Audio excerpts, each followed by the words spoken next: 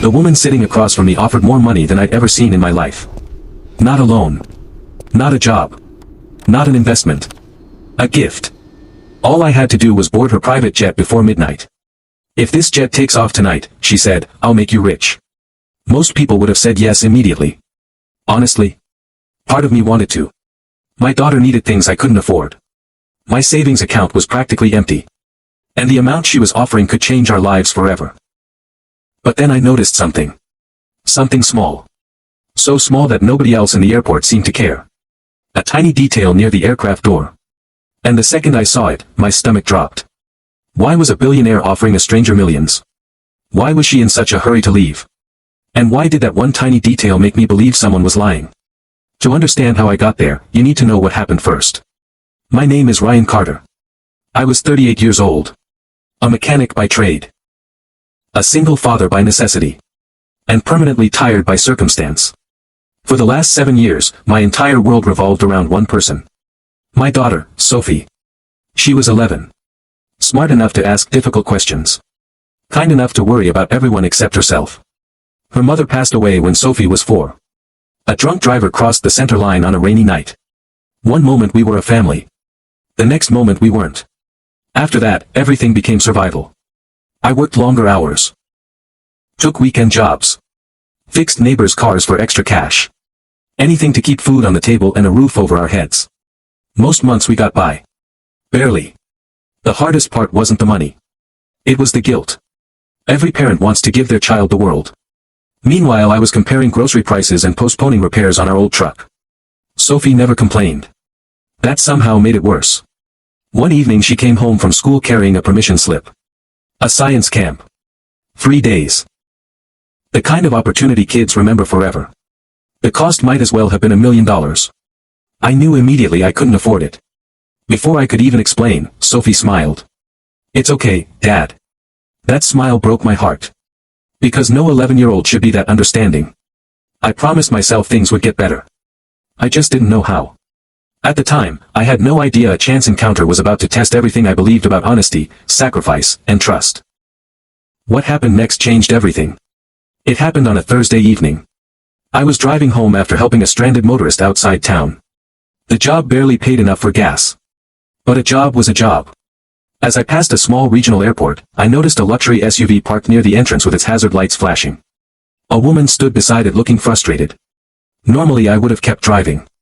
I was exhausted. But my wife had always believed that helping people mattered. So I pulled over. Need a hand? I asked. The woman turned. For a second, she looked relieved. Then embarrassed. Then relieved again. She was beautiful. Not in a glamorous magazine cover way. In a real way. The kind of beauty that comes from confidence and kindness. My battery died, she said. I think I'm stranded. 20 minutes later, the SUV was running. She thanked me 3 different times. Most people would have left after that. Instead, we started talking. Her name was Victoria. She seemed successful. Well-spoken. Composed. But there was something strange. For someone dressed in expensive clothes and standing beside a luxury vehicle, she looked terrified. Not nervous. Terrified. Every few minutes she checked her watch. Then glanced toward the runway. Then checked her phone. As if she was racing against something invisible. I eventually asked the obvious question. Everything okay? For a moment, she looked like she might tell me the truth. Instead she forced a smile. Just a long day. I didn't believe her. But I didn't push. As I prepared to leave, she asked a question that caught me completely off guard. Do you believe people deserve second chances? I remember laughing softly. Depends what they did the first time. For the first time all evening, she smiled genuinely. Then she said something that would change my life. Maybe I need one. At the time, I had no idea what she meant. And I definitely didn't know she was about to make the most unbelievable offer I'd ever heard.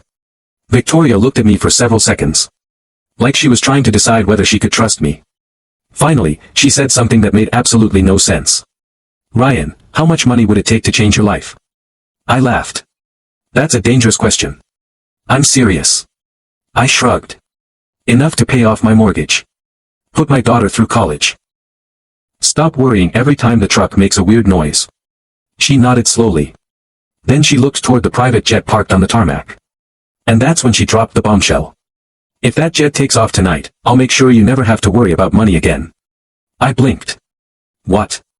She wasn't smiling. I need someone to come with me. Every alarm bell in my head started ringing. Come with you where? New York. And why would you pay a stranger to do that? Her expression tightened. For a moment, she seemed to regret saying anything. Then she sighed. Because I don't have anyone else. The answer created more questions than it solved. She explained that she owns several companies. That she was facing an important board meeting the next morning. That her late father's business empire was at risk. According to her, a group of investors was trying to force her out. If she didn't appear in person, she could lose everything. I listened carefully. Most of it sounded believable. But one detail didn't. Why me? She looked away. Then she gave a surprisingly honest answer. Because everyone else I know wants something from me. That wasn't the answer I expected. For the first time, I saw something beneath the expensive clothes and confident voice. Loneliness. The kind money couldn't fix. Still, I wasn't about to board a private jet with a stranger. Not even for life-changing money. Then she said something else. Something that hit much closer to home. I heard you talking about your daughter. I frowned. The science camp. My stomach tightened. She had overheard my phone call earlier. The one where I told Sophie I couldn't afford it. Victoria reached into her purse. Pulled out a folded brochure. And handed it to me. I went to that same camp when I was a kid. I stared at it. She continued quietly. Sometimes one opportunity changes a life. For a moment, I thought about Sophie. Her smile. Her disappointment. The way she always pretended everything was okay. And that's when the decision became harder than it should have been. Because part of me wanted to believe Victoria was telling the truth. I just wasn't sure if trusting her would be the smartest thing I'd ever done. Or the dumbest. That's when things got complicated. I called Sophie. I didn't tell her about the money. I didn't tell her about the jet. I simply asked how she was doing. We talked for 10 minutes. Mostly about school. A new science project. A funny teacher. Normal stuff. Before hanging up, she said something that stuck with me. Mom always said helping people comes back around. I sat there staring at the runway. Thinking about those words. Maybe Victoria was lying. Maybe she wasn't. But one thing felt obvious. She was scared. Really scared. And despite all her money, she looked more alone than anyone I'd ever met. I finally walked back toward her. I'm not doing it for the money. She looked surprised. I know. I'm helping because something tells me you're in trouble. For the first time all evening, her eyes softened. Thank you.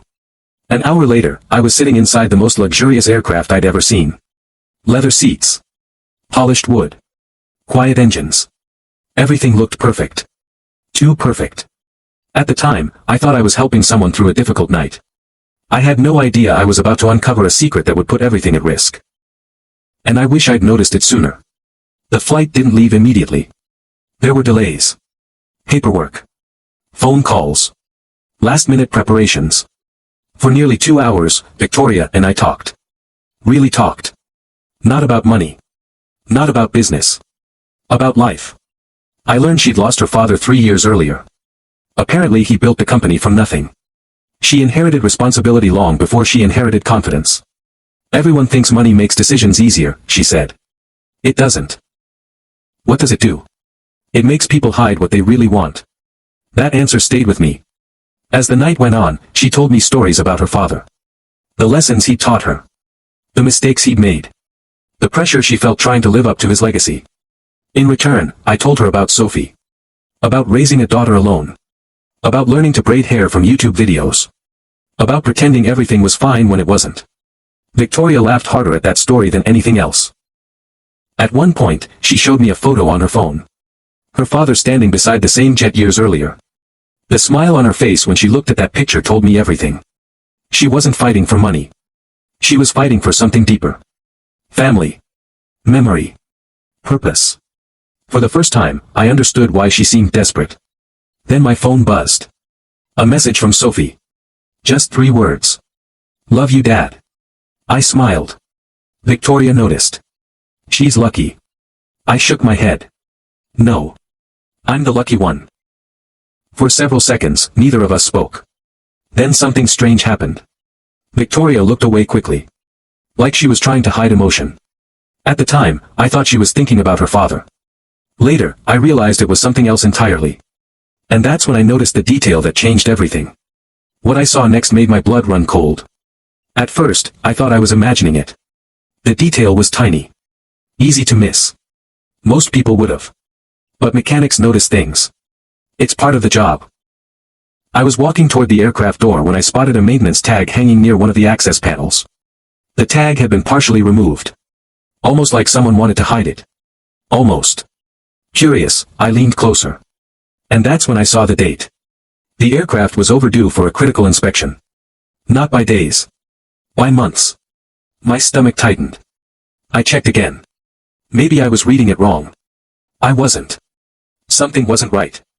I immediately found one of the flight crew members. He looked nervous the moment I mentioned it. Too nervous. The aircraft is perfectly safe, he said. But he wouldn't meet my eyes. That alone told me everything. I spent my life fixing machines. People lie. Machines don't. The jet wasn't supposed to be flying. At least not until somebody signed off on the required inspection. I looked through the cabin window. Victoria was sitting alone. Staring at a photograph of her father. Completely unaware. Suddenly her offer made sense. The urgency. The pressure.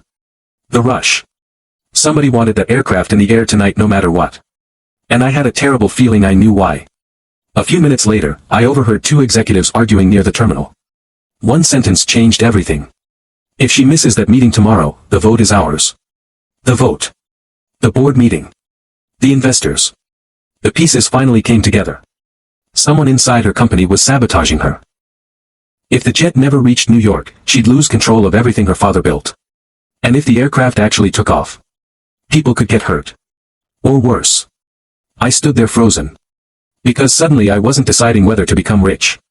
I was deciding whether to risk someone's future. And possibly their life.